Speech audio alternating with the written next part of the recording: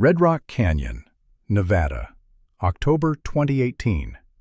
In the middle of an otherwise cloudless morning, a single scream echoed off the sandstone walls. Then, silence. It was faint, fleeting, like the land swallowed it whole.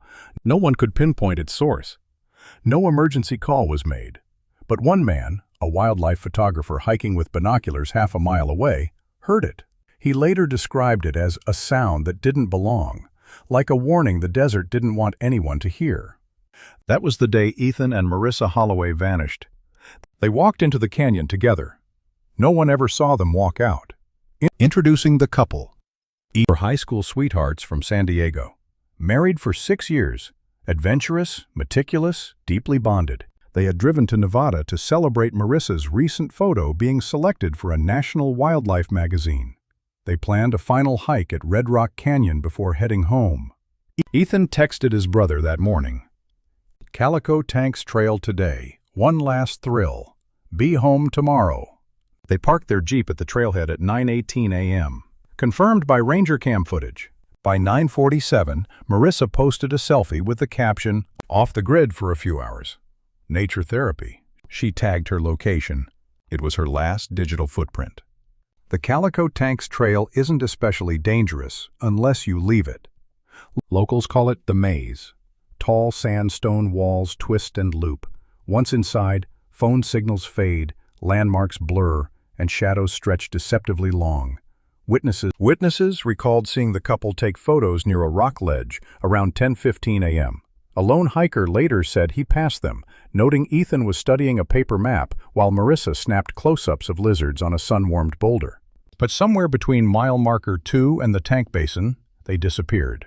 No distress call, no shout, just absence. By sunset, their Jeep still sat untouched in the lot. At first, their families assumed they'd lost track of time, but when they missed their hotel checkout the next morning, concern turned into alarm.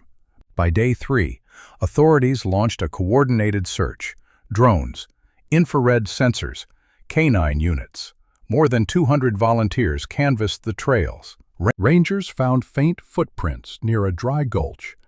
Inconsistent patterns, like someone had doubled back or gotten disoriented. In one bizarre twist, a torn piece of Marissa's blue hiking bandana was found wedged between rocks, as if snagged mid-climb. The discovery only deepened the mystery. No signs of a fall, no blood, no gear, no bodies. The internet erupted with speculation. A sudden flash flood? But weather data showed clear skies that day, though a storm had brushed the mountains later that evening. An animal attack? No drag marks, no signs of struggle, nothing large enough to take 2 adults. They got lost? Unlikely. Ethan was an Eagle Scout. Marissa carried a compass and topographic map, and yet they never made it back. Then, an unsettling theory surfaced. A couple from Arizona, hiking in the same area a week later, claimed they found stacked rocks, cairns, arranged in an odd spiral formation near a rock shelf. They posted photos to a hiking forum. The formation was gone by the time rangers arrived. Locals whispered old stories that Red Rock held places where compasses spun wild, where people walked into the earth and weren't seen again. Time moved on. Their case grew cold.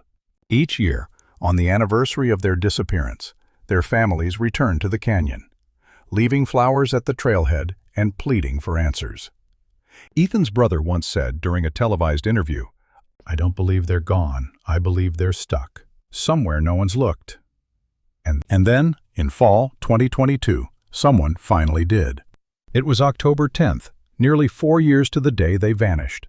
Daniel Reyes, a retired firefighter and lifelong trail runner, decided to take a detour off his normal route due to minor rockslide debris. This unplanned change would alter everything. Rounding a bend near the canyon's eastern rim, a spot rarely used by hikers, he spotted a glint of light among the rocks. At first, he thought it was trash, but as he got closer, he saw something buried: a faded camera lens, a frayed strap, a hiking shoe, a bone. Daniel froze. The desert, once deafeningly quiet, seemed to hum. Authorities arrived within hours. Forensics experts began digging beneath the collapsed stones. Slowly, a heartbreaking picture formed. A small natural alcove, a wind shelter, where the couple appeared to have taken cover. Their skeletal remains were found side by side, huddled beneath layers of debris. Near Ethan's body was a shattered phone. Marissa's hand clutched the remains of a notebook, pages fused by rain and time. One leg bone was broken, possibly from a fall.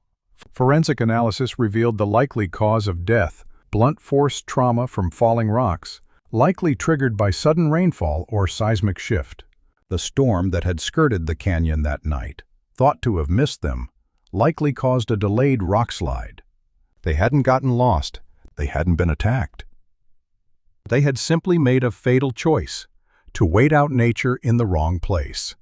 Technicians recovered data from the broken Nikon camera. One photo, time-stamped just before sunset. It showed Ethan standing in the cave's mouth, watching the storm clouds gather beyond the ridge. Marissa had taken the shot. His silhouette, strong, calm, hopeful, would be the last image the world would ever see of them. It now hangs in the visitor center, near the trailhead.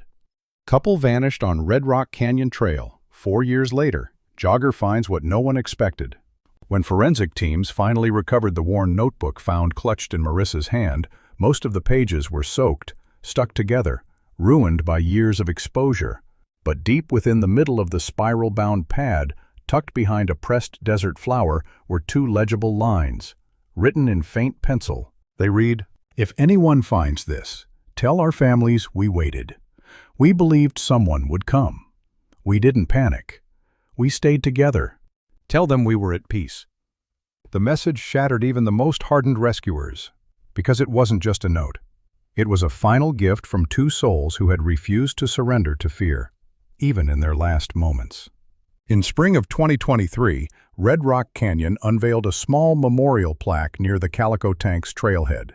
It reads, "In memory of Ethan and Marissa Holloway, adventurers, lovers, believers in beauty, may their story guide yours." Their families chose not to pursue blame, only change.